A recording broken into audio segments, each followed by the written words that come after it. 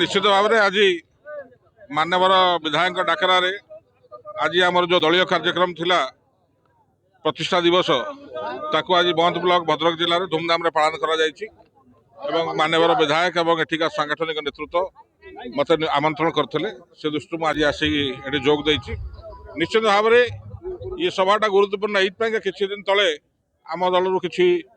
बंधु छाड़ी Bharatiya Janata party join कर तेणुक भद्रक और सारा ओडिशार गणमाध्यम चर्चार विषय होता तेणुक निश्चित भाव में आपड़ तो निजे सभा अटेंड कले लोक साधारण लोक जी आम मान बसौं नेता कर मन उत्साह उद्दीपना देखिले निश्चित भाव में मुझे कहबी कि लोक मान भर जोश अच्छी उद्दीपना अच्छी एवं नवीन पट्टनायक प्रति विजु जनता दल प्रति विश्वास अच्छी आज्ञा संगठन जदि न था आज ये लोक कहीं आसता जो संख्या लोक आते तो निजे देखुं संगठन न था लोक आसी न तेणुक यहाँ प्रमाण कर निश्चित भाव में कि जनसाधारण नेता तैयारी करती तेणुक नेता भोट पाई लोकर नेता हूँ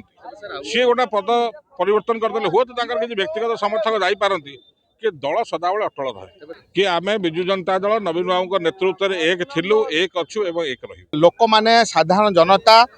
माने मेसेज देदेले जो माने जाइथिले संगठन कौटी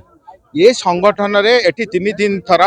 प्रफुल्ल सामल विधायक होते मु विधायक होती ये संगठन साधारण लोकंर विजु जनता दल कर्मी मानकर जी गला किसी फरक पड़ला नहीं कि पड़ो ना यहाँ बंत ब्लॉक रही आगामी जानुरी मसरे पुणी एक बंधु मिलन भंडारीपुखुरी निर्वाचन मंडल भंडारीपुखुरी ब्लॉक ठार एक विराट कार्यक्रम अनुष्ठित हम भंडारीपुखुरी ब्लॉक समस्त पंचायत को नहीं एठी बंत ब्लॉक समस्त पंचायत को लेकिन ये प्रतिष्ठा दिवस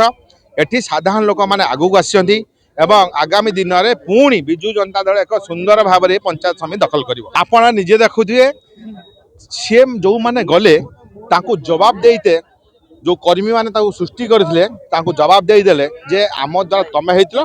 तुम द्वारा आम ही ना आगामी दिन तुमको केमी खोपाड़ ये सभा आपण मैंने जापारे।